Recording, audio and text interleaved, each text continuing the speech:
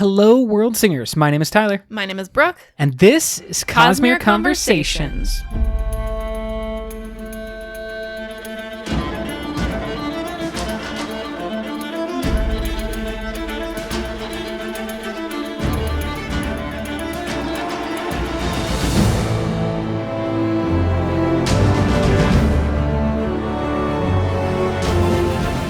Welcome back, everybody, for the next episode in our relationships series. Today we're talking about friendships in the Cosmere. And we have had real great response, lots of downloads, lots of comments on the Facebook or Twitter, Reddit. We're everywhere. You can find us. Join the conversation.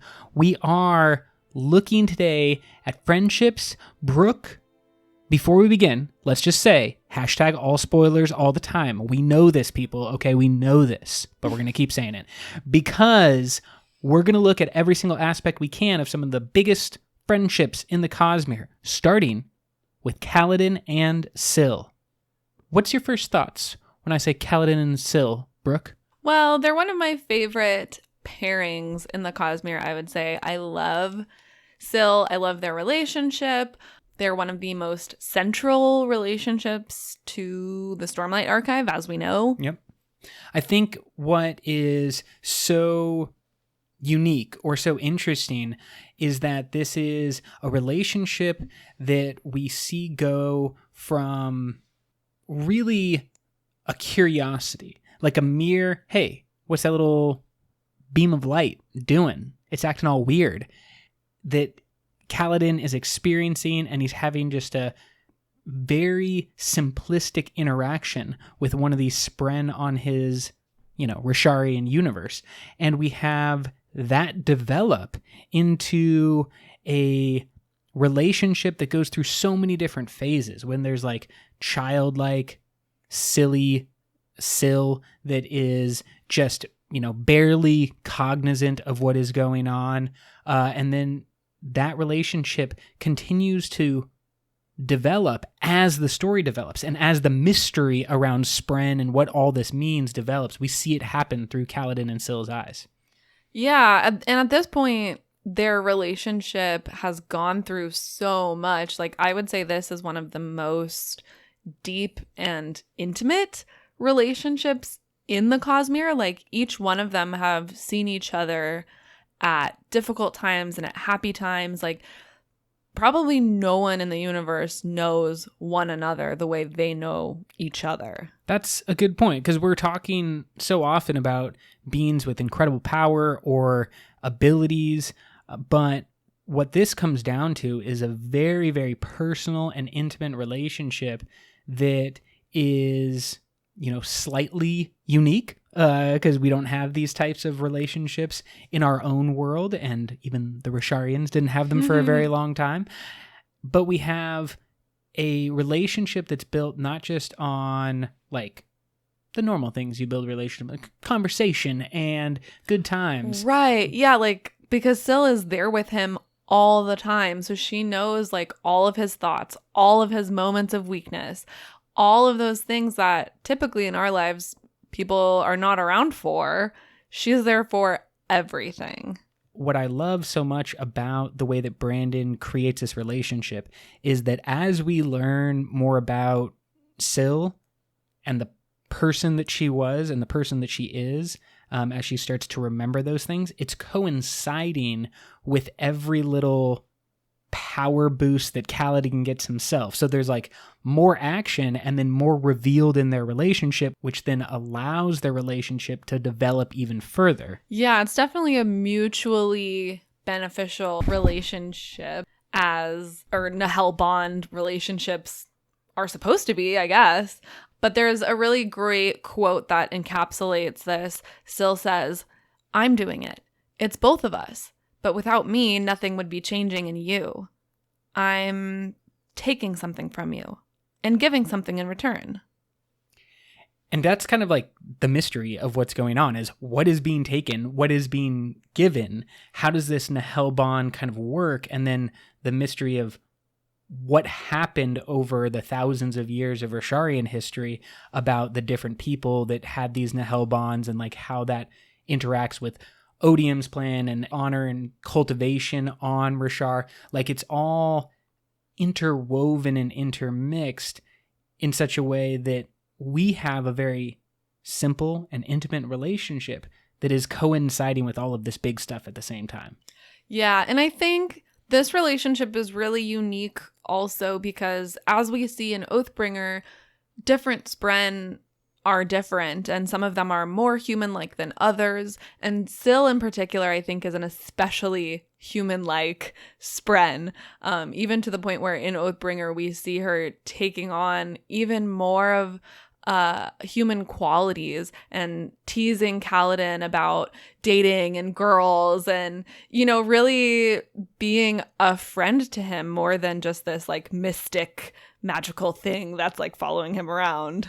Absolutely. She is a way for Kaladin to kind of reattach himself to the world because he pulled away so much in his depression. Yeah. And Syl kind of is that link for him back to emotion and feeling. And I really do think, as you mentioned, like Spren are different, but Syl is especially different because we know that she was bonded to someone else and that person died before the Recreants.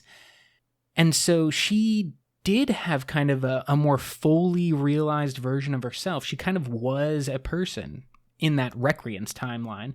And then she lost so much when she kind of went behind the veil, the long sleep. But then she comes back to Kaladin, and that's what she's remembering. She's remembering in large part like who she was before she knew Kaladin. And I think that's what makes her different than many of the other Spren, is this kind of, she developed and she had a life and experiences and grew with another person in this super intimate way. And now she gets to do it again with Kaladin. Yeah, that's an interesting point. I'm curious to see if as the other Knights Radiant, you know, develop their bonds, if their Spren also start to behave more human-like, or if it really is something that is more particular to Syl and to honor Spren, and if the other Spren continue to behave in a little bit different ways. What I think is so important about Kaladin and Syl's relationship is that each of them is benefiting the other one. And this has been kind of like a recurring theme that we keep coming across on all these different relationships going back the couple of episodes. But what's so important in any piece of literature or any piece of artwork is that you have these relationships where there is slow and subtle improvement because the relationship exists. And that goes back to the quote that you read. Nothing would be happening in you without me. And that's what Syl is saying. So like you need both of these people in order to progress, in order to grow. And that partnership is so fun to just watch develop over these books, and obviously heart-wrenching at times and sad at times. You know, Syl runs away or is kind of pushed away at times, and you really feel for Kaladin in those moments. And so it's really a relationship that I have enjoyed watching over these multiple books because we have a real kind of in-depth feel of these two people now. To take it over to another Nahel bond friendship, we have Shallan and her Spren Pattern. And this is a bit of an interesting situation, I think, especially when contrasted with Kaladin and Syl, because Shallan and Pattern have actually been together since Shallan was a very young girl. Yeah, I mean, we're talking like 3, right? Yeah, like 4, she was like a little toddler. Yeah, exactly. And so Pattern has really been in Shallan's life basically forever. And the mystery of their relationship is obviously what happened in that time. Yeah. Instead of where contrasted to Kaladin and Syl, you have this kind of evolution and growth going back and forth between these two characters. Because they have a continuous relationship, whereas Shallan and Pattern, they almost seem like they're newly bonded because there's this whole gap in the middle. Yeah, that gap is really what is so interesting, and the mystery behind their relationship, the cryptic aspect of their relationship is because, of course, Shallan murders. We don't need to get kind into of self-defense. Yeah, it's a little bit of self-defense. We don't want to get into like a legal argument about like what is murder, but she kills. There we go. We can definitely say that. She kills with Pattern her own mother. Yeah. That so trauma. They have some complicated stuff going on in that relationship. Yeah, and that trauma is what kind of shuts down Shallan for many, many years, and it's what she's only been kind of slowly recovering. It is so interesting to go back now, having gotten to Oathbringer, go back and look at those moments in Words of Radiance or especially Way of Kings, where Shallan has a thought about her mother. That's what we know now is going on. And Brandon, writes it in a way where she's always brushing it off or pushing it aside, or she says something just like, and then I stopped thinking about that, or I just kind of like, she does these mental tricks to get herself away from that trauma, that original trauma with Pattern, because it's the truth about herself and what happened. Yeah, absolutely. I mean, as we all know, Shallan's story is a story of a lot of mental disturbance. And I think something interesting about her relationship with Pattern is that in a lot of ways, Pattern actually knows more about Shallan than Shallan knows about herself, because she has sort of erased a lot of things from her memory, or, she actively avoids them, and they're suppressed. Whereas Pattern, we can assume, remembers everything. I find in so often, in many different ways, Brandon is writing about how people deal with trauma and a little bit of like post-traumatic stress disorder. We see this in Dalinar and his alcoholism and many other characters throughout the Cosmere, all kind of experiencing trauma, and then how do they deal with that trauma. And I think the sort of defining thing here is that, unlike Syl, like if Syl was in this situation, she would just be like, come on, Kaladin, you need to remember. And she would kind of like force it on him. Whereas Pattern is a lot more hands off, right? Like Pattern very much kind of stands on the sidelines, lets Shallan do what she's doing, steps in when he can help, but he's a much more hands off partner for her. Until... that is, there are important moments when Shallan needs to, get a little dose of reality. Yeah, he gives her some gentle nudges. Do you want to read the quote? Because it's a fantastic quote and kind of gets at the dual nature of Pattern, like letting Shallan be Shallan, but then at the same time having a lot more to offer. Yeah, he gives her some gentle prods to try to get her to take her place as a Knights Radiant. One of those quotes is, "And I know you have forgotten much of what once was. Those lies attracted me. But you cannot continue like this. You must admit the truth about me, about what I can do, and what we have done. More, you must know yourself. And remember, you wish to help. You wish to prepare for the Everstorm, the spren of the unnatural one.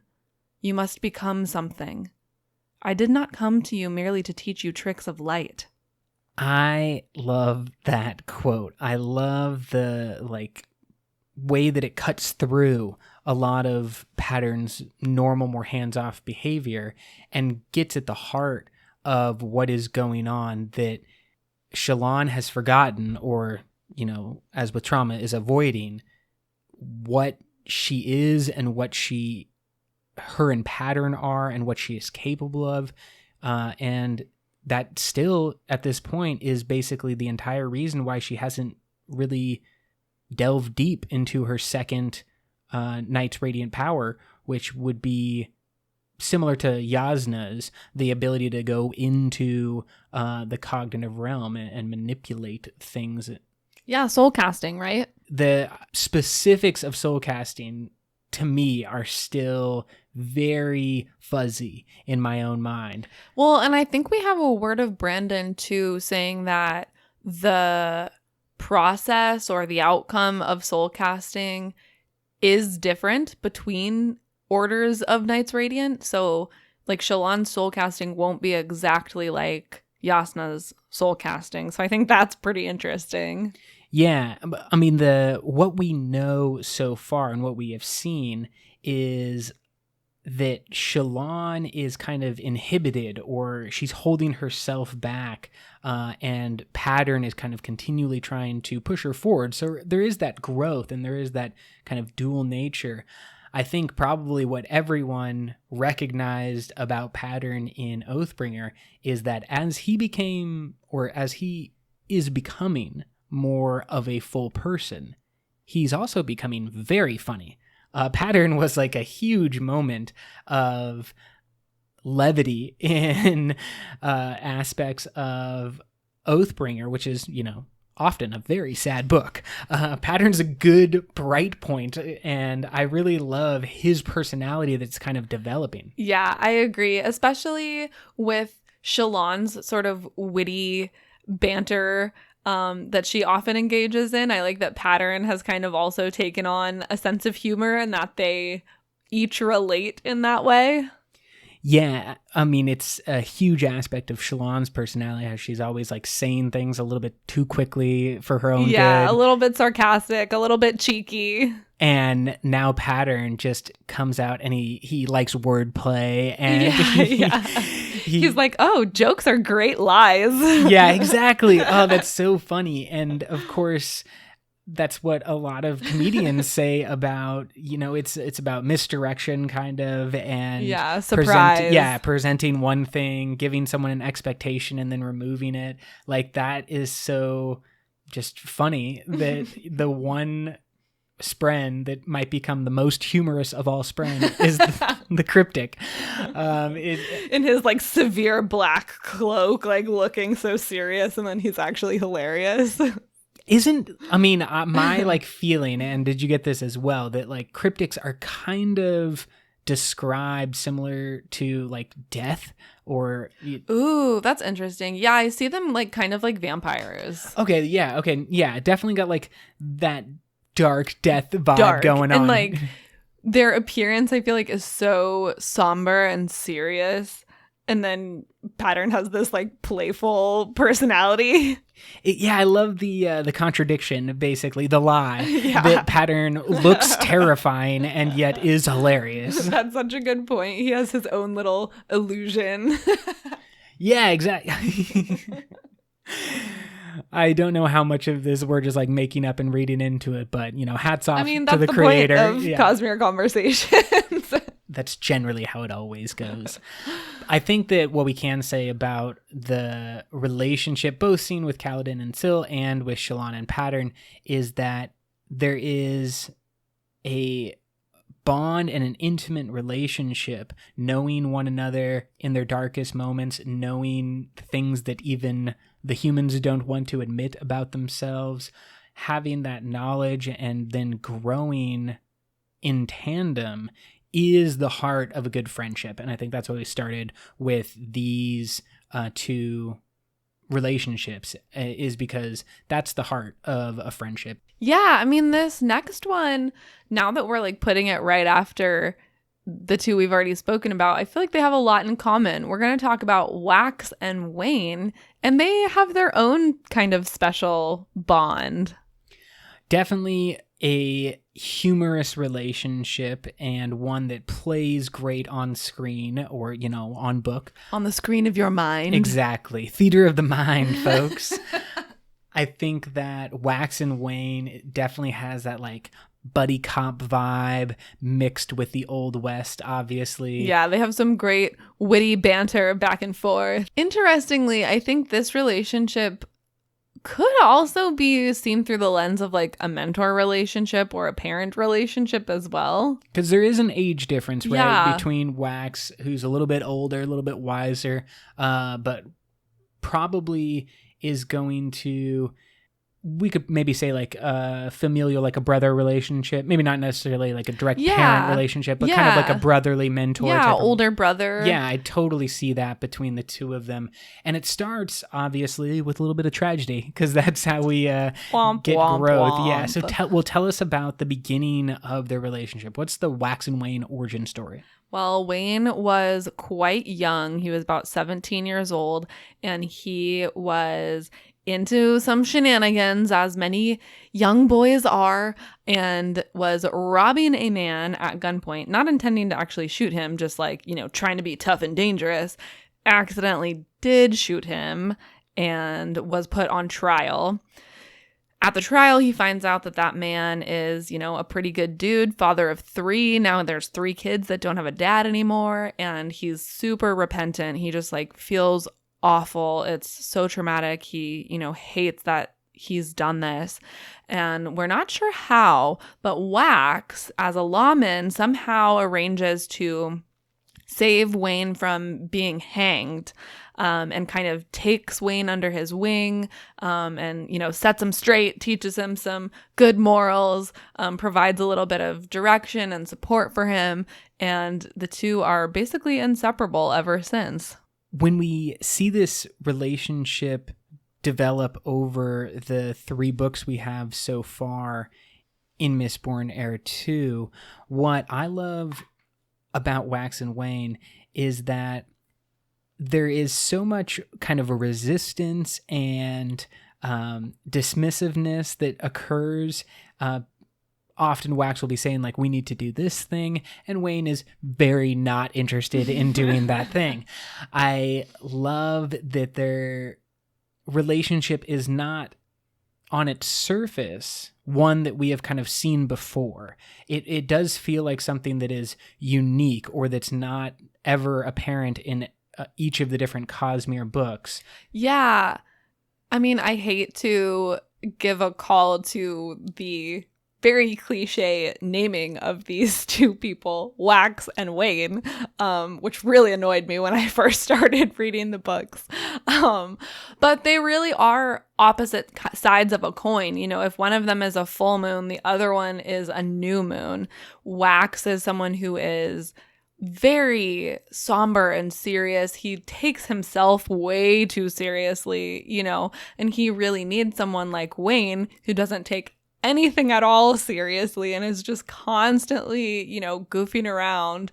Together, they bring balance. So they're like this little yin and yang. We have so often seen Wax and Wayne in situations where their skill set in just the like action scenes works so well in tandem, and they fight so well side by side.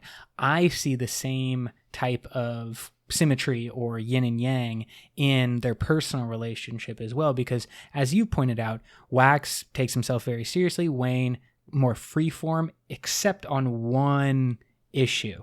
And the one issue that Wayne is so serious about, and what goes back to their origin story, is when he, I think it's in the 2nd book, but maybe in the 3rd, when he visits a monastery or like a... It's like a school. Yeah, he goes to visit the daughter of the man that he killed. And this is something that he does yearly. That's a ritual, and he gives them money, and he tries to apologize. Yes, which it appears, at least this daughter, and maybe the other ones are in a different situation, and he's only really going back to this one, but this daughter does not forgive him. And it's really a heartbreaking scene when it puts in perspective, who Wayne is at a deeper level, and Wax's impact on Wayne. The kind of like, Wax is all about justice in the most kind of strict linear sense of just like things need to be made right. And that's what he gave. If he gave nothing else about his personality over to Wayne, I think he has. But if he gave nothing else, like that's the one key thing that we know with this hard proof that Wayne believes in now too. But I think Wayne felt that before he met Wax, right? Like he felt that in the trial when he learned about the person that he killed. And maybe like that aspect is more of the common ground that the two meet on. Oh, that's a good way to see it. Yeah, it's the thing that allows them to bond together. Yeah, to connect. Like they both understand the truth and the seriousness of that. And I think Wax is able to see how seriously Wayne does take that and how seriously he's affected by his actions. And so because of that repentance and remorse, that is the whole thing that leads Wax to believe that Wayne is actually a good person and that, justice in this case is saving his life. I love that both Wax and Wayne have a really like opposite approach to the other people in their lives, specifically the women in their lives. I love that Wayne is so cavalier with his attitude towards Renette. Yeah, because he's always going after her. She is clearly telling him, and I believe it's either hinted or like straight up said at one point that she's not interested in men. Yeah. That Wayne is like barking up the wrong tree. Yeah, exactly. But he doesn't care. She's like, I will never be interested in you. But he's always going for it, and he's like always putting himself out there, and he's always like a little bit silly in his kind of over the top. Tons of unearned confidence. Yeah, and then he has it with Melan as well. Yeah. Who is, just a few 100 years older than Wayne. But it's a levity and like a brightness, but I also feel that that's kind of a thing that rubs off a little bit on Wax when it comes to Steris specifically. He has a lot of trouble with the idea of marriage and his role, and meeting Steris and falling in love with Steris, I think in large part happens because Wayne is there to kind of like encourage him a little bit. I mean, I think we've talked a lot about how Steris softens Wax and that's kind of the only way that he's able to open up to her. But I think also if he hadn't spent so many years with Wayne, who is also a softening influence on Wax, he may never have been ready for that relationship. Yeah. Oh, that's almost how I see it, is that like, without Wayne, I don't know if Wax would have been in the position to be in to fall in love with Steris. Yeah, because Wayne does encourage him quite a bit. Exactly. Like he's always there and kind of like checking Wax's dismissive nature and being like, hey man, just go for it. Like stop overthinking it and stop it might be nice to have this lady in your life. And so I find that idea about their relationship the one that is similar and why like we put it in this category of great friendships in the Cosmere, is that they are growing with each other and developing with each other, making each other better and different and rubbing off on each other.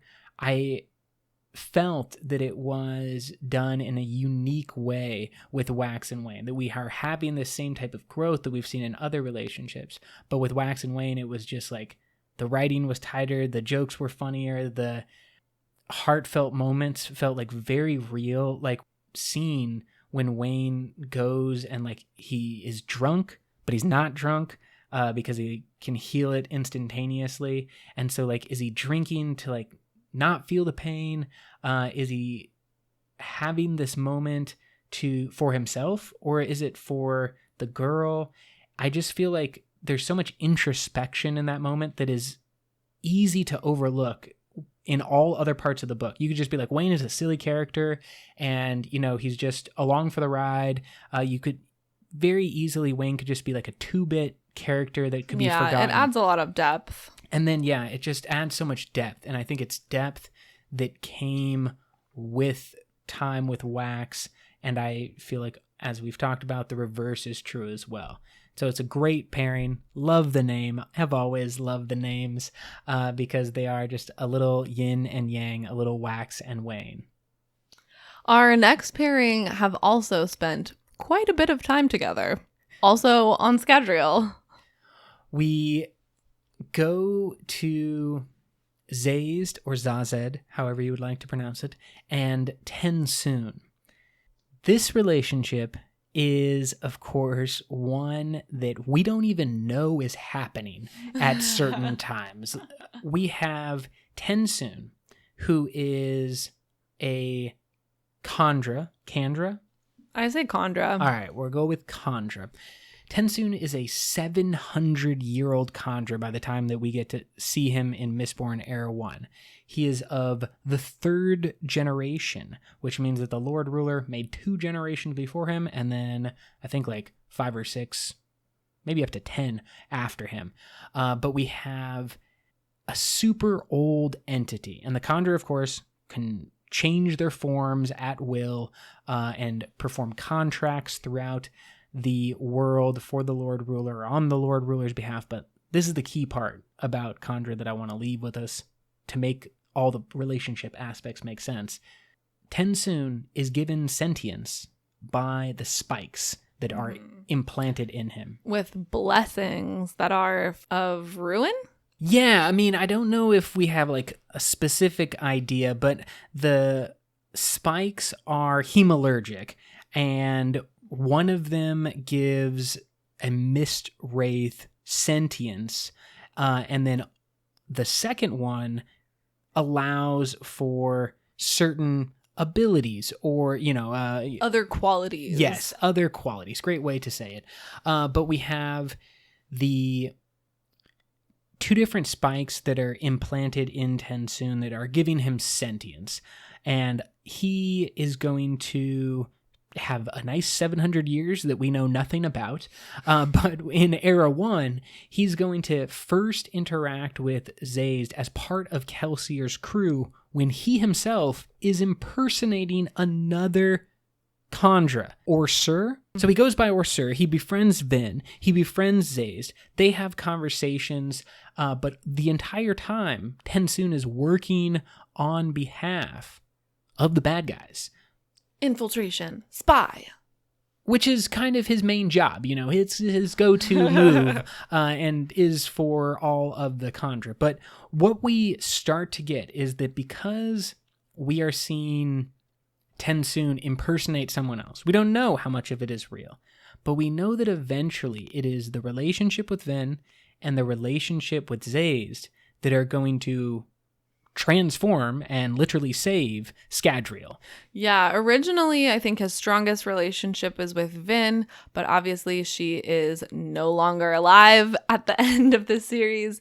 And the relationship that he takes with him, we then find out in Era 2, he's taken it with him through hundreds of years, is his relationship with Zazed, or Harmony.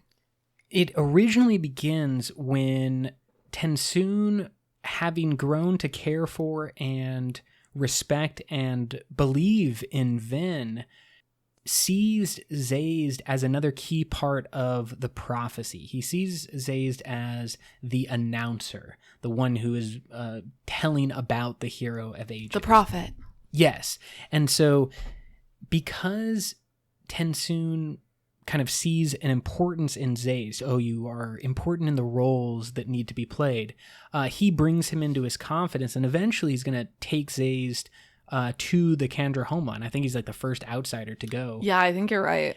And that, of course, has a whole host of consequences. I'm just going to finish all your sentences. Perfect. Excellent. Because I just start them and then have no idea where they're going. But I think that it is that bond that's formed like through Vin and then over to be between Zazed and Tensoon that we can see develop. And as Zazed goes to the Kandra homeland, Tensoon goes on trial, he's captured, he escapes, he goes back to save Zazed.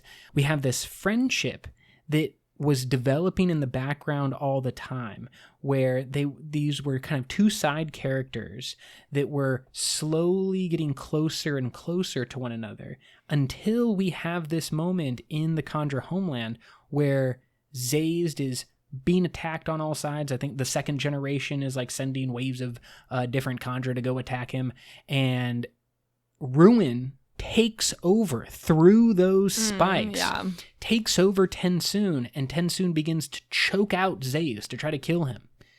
And because of the relationship that they had formed over these 3 books, over this experience, Tensoon chooses to sacrifice himself by giving up or forcing out of his body the 2 spikes, which leaves him in the Mist Wraith stage. So basically, he kind of commits suicide in order to save Zazed from himself.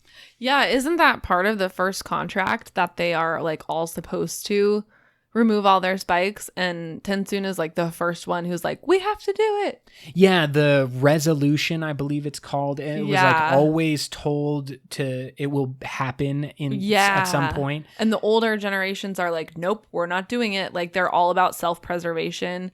And Tensoon is like the revolutionary who follows through and, kind of saves the day. But I think even more interesting is when we flash forward to Era 2 to find out that these 2 people who are really just acquaintances or, casual friends, I would say, in Era 1 have remained in touch and are still like in contact after all these years. Well, and it's a little bit more than that, because Zazed gives back Mist Wraith Tensoon his spikes.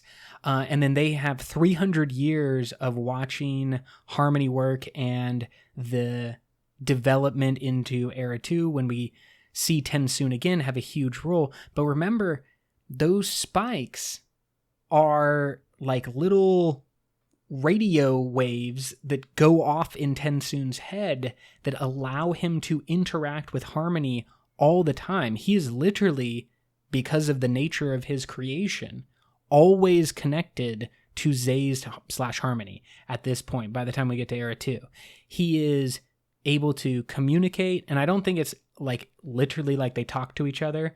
I always felt like it was kind of more like urges or instances of kind of like well, I mean, Wax talks, quote unquote, to Harmony with his earring in. Like there are actual words that come through from Harmony. So I would assume it would be kind of the same thing, at least when they choose to make it that way. Yeah, I guess, okay, I want to differentiate between 2 different ideas. One is like when they are choosing to try to communicate, and Tensoon would be doing it purposefully to try to talk to Harmony, the same way that Wax does when he prays or puts in the earring. But I am also just talking about the influence of Harmony that is always going to be felt inside of Tensoon because of the spikes, because of the hemalurgy that allows him to live. He's like, there's also some type of always present Harmony inside of Tensoon. Right. Yeah. And he doesn't have the luxury of like taking out the earring. Exactly. And so that is kind of how I see a conflict in their relationship as friends, because it's not quite on even grounds. Yeah. I mean, that's always kind of the central conflict of the Kandra, is that in order to exist, they kind of have to be subservient to this higher power. Yeah, first Ruin and now Harmony. It is kind of a question then, like, what role do they have? Are they friends? Is this more like a slave master type of situation? I almost feel like they're like coworkers. Yes, that is exactly how I feel. They've been like working together for a long time. They know each other really well. Like they know exactly, how they like to make their copies in the printer. Occasionally they get each other coffee, but not every day. Yeah, just like occasionally. Like every once in a while, one of them brings in donuts. I love the idea of Tensoon just absorbing donuts, not eating them, of course, just like putting them on his face and just like it molds. Okay, maybe I'm just talking about what I want to do. I think that you just want to osmosisize donuts. Oh yes, that's exactly what I want to do. That sounds so amazing. I only bring up the question because I think this is kind of a central point of Mistborn Era 2 is, Harmony is a little bit confused, and it could partly be confused because of other Cosmere stuff going on. We know there's kind of a haze that's attacking Scadrial that Harmony is trying to keep at bay, and so his attention is elsewhere. But I feel like Harmony and Tensoon are linked to one another in such a way that Tensoon can like be a little bit of a reality check for Harmony, and he's the one who he kind of brings him back down to earth in a way, because as we've seen, the power of the shards transforms the vessel of the shards, and so as time goes by, more and more of Sazed fades away as he is, or as he was a human and someone who was very in touch with the needs of the people on the planet and what life is like for those people, that kind of thing. He gets further and further removed and is more and more of just an entity, just a god who is not as connected to the everyday needs of everyday people, right? Like, he has a different perspective. And so, as you're saying, Tensoon is kind of a reality check that can tether him back down to earth and remind him, like, hey, don't get caught up in all the God stuff, because you have real people who have real problems that we need to solve. And Tensoon is a central character in the hunt for Bleeder, and his relationship with Malon is super important so we find out like all this new information about Tensoon, but I just see that all, as you were just saying, as the tether for Harmony. That even think about what Tensoon does. Tensoon absorbs humans and then copies them and behaves like them and interacts with them. He is literally, in a way, Harmony's view on Scadrial. And if there was ever going to be a tether for Harmony, and I think what we're finding out is there needs to be a tether for Harmony, I think it's going to be Tensoon. I think that in the same way that their Era 1 story kind of started with them as two acquaintances or two characters that are just kind of bumping up, but then they have this huge moment together of sacrifice and growth and connection. Like, we might see a similar thing happen in Era 2, where like Tensoon is bringing back or tethering back Harmony / Zaze to Scadrial. I think their relationship is going to continue to be important in that world. What's our last relationship that we're going to look at today? We are going to jump back on over to Rashar and take a look at Shallan again, but this time with Jasnah. And this is another relationship that I think is really interesting. We went back and forth if we should include it in this episode because they're kind of friends and they're kind of mentor. And now they're also kind of family, cousins. Yeah, they're cousins now. They definitely have a complicated relationship. But I think, and mostly I just hope, that they will become friends more so in the later books. Let's put it this way. The ones that we've talked about so far, all those friendships that we've talked about so far, I think Jasnah and Shallan have many aspects in their relationship already that we've seen in those friendships, but I don't think they're actually friends yet. I think they could become friends. I agree. They're not quite friends yet, and I think that's partially because when they first meet, they're certainly not on the same footing. Like, they're not able to be friends because Jasnah is older, she's very self-assured, she knows what she's doing, she's, smart, she's a woman of the world, and Shallan is in a position to be a student, right? Like, she is lacking a lot of those things and she needs to learn them. So there's no way for them to be friends because Shallan doesn't have anything necessarily to offer Jasnah in that equal way. Yeah, so it definitely starts as a mentorship. Yeah. And that is what we see in their relationship early on, but then there are two things going on that should be in our mind. One is that Shallan is deceiving Jasnah, that she is lying to Jasnah in order to fix her soulcaster or steal Jasnah's soulcaster. So she has an ulterior motive that doesn't allow her to have like a true mentorship relationship. But Yasna, in the same fold, is also a person who challenges and goes against many of the normal aspects of society, including with her mentorship with Shallan. I think multiple times she even said, if I was a normal person, I would have sent you away long ago and I wouldn't keep entertaining you. But I'm not a normal person, and she is abnormal in society, and she is the outcast in society. And so she keeps pushing the relationship towards this direction of we hope friends through her kind of resistance or her uniqueness. Yeah, in a way. I mean, Yasna is a complicated person because on one hand, I think, she comes back from her quote unquote death, makes it to Urithiru and, meets Shallan again and kind of just expects Shallan to go back to being her mentee or her ward and learn from her. So clearly she's not like, hey, let's just be friends. She wants that superiority over Shallan. But then in ways, she does really level with Shallan. And even in the Way of Kings, she lets Shallan in. She lets Shallan see her friend. She tells Shallan things that she knows about the cognitive realm that she can't or won't tell anybody else. So in those ways, she does set the groundwork to build that friendship.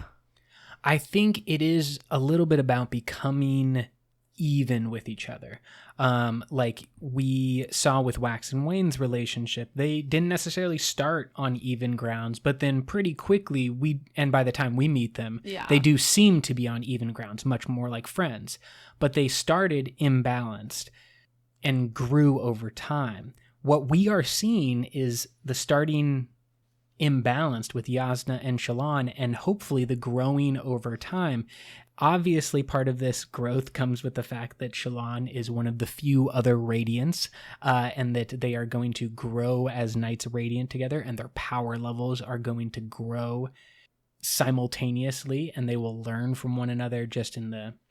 Yeah, because they have similar powers as we previously discussed. So certainly, at least that's one point of connection for them.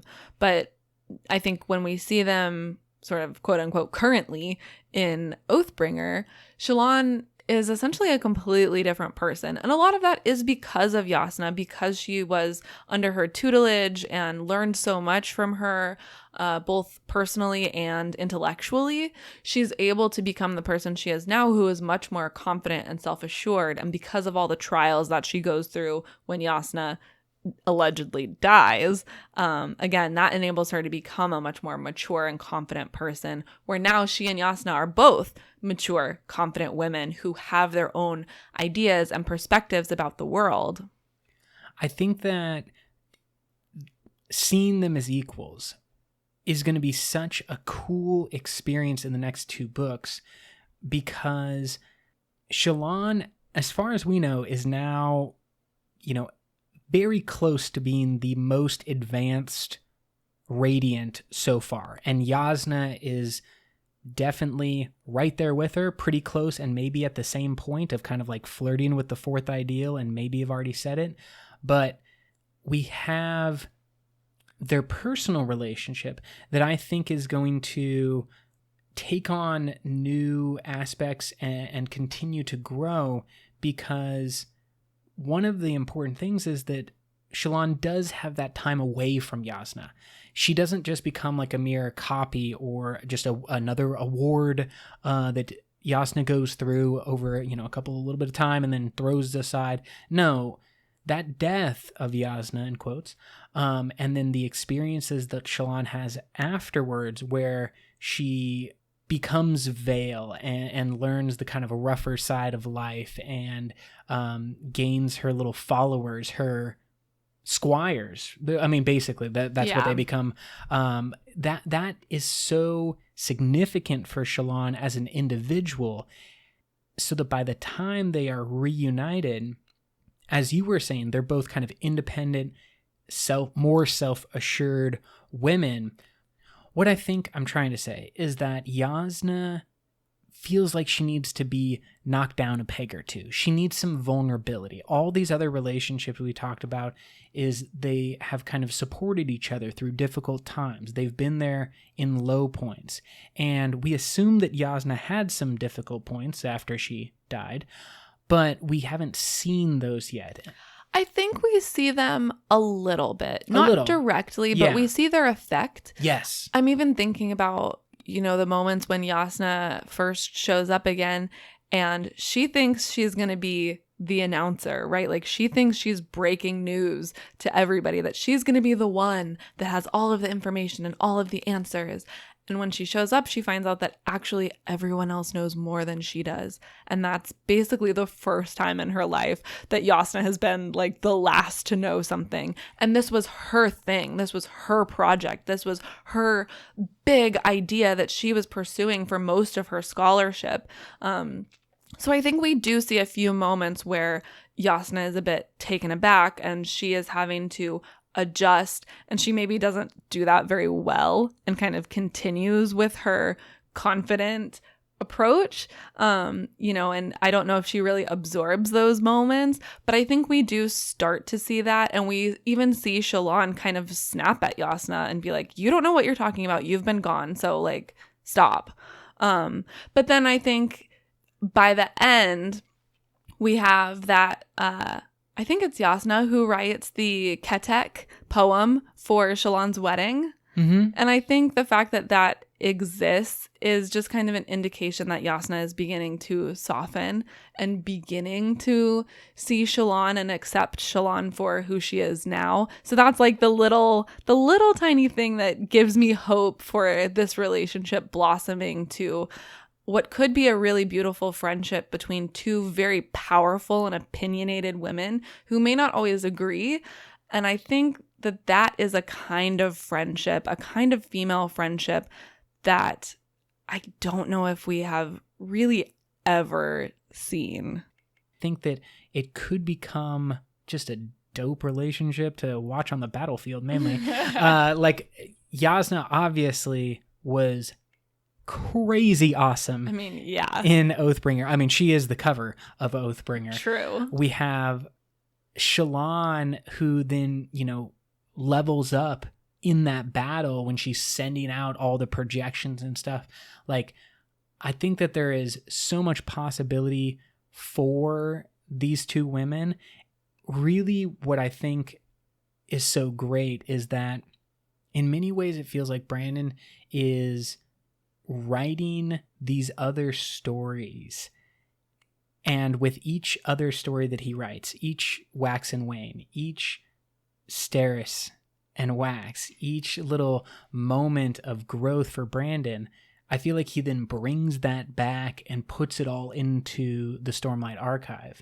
And so these relationships I feel like have gotten better with each book, and I'm just like more hopeful that they continue to grow and continue to get more complex and have these kind of like subtle interwoven nature that by the end it really is, as you were saying, one of a relationship that we may never have seen in any other form of literature. That would be like super cool. And I think all the pieces are there. This has been so fun. We are actually going to add another episode to this relationship series by fan request. We had kind of been thinking about it, but then some fans voiced their interest in covering the topic of rivals after. So that will be our next episode that you can look forward to. And if you have any opinions or thoughts on what we should cover when it comes to rivals or just like villains of the Cosmere, please let us know. Reach out on Facebook, Twitter, Reddit. Ooh, I also want to address, because a ton of people have reached out mentioning interest in doing rereads of various books. I just want to say that we are definitely thinking and considering and planning about doing full rereads before the next Stormlight book comes out. We still have quite a bit of time until that happens. So we're going to have to like schedule it out. We may be doing like a book club kind of thing where fans can like read along with us and then listen to the pod. Anyway, just wanted to say that that is in the works. So if you're hoping for that, keep your ear out. Until next time, life before death, Strength before weakness. journey before destination.